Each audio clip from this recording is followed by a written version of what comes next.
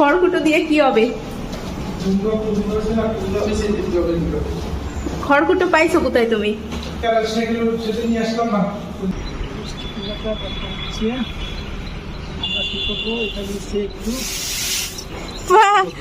বাহ বাহ, তোমার তো ভালো মিষ্টি কুমড়ো হয়েছে।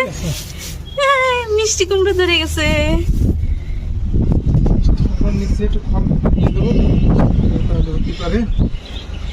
আরো এই দেখো ঢেঁড়স।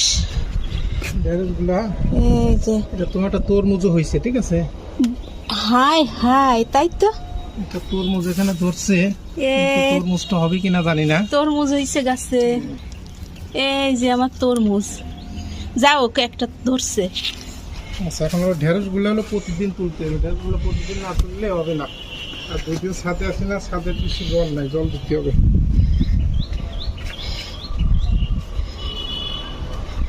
ঢেঁড়স গুলো হয়ে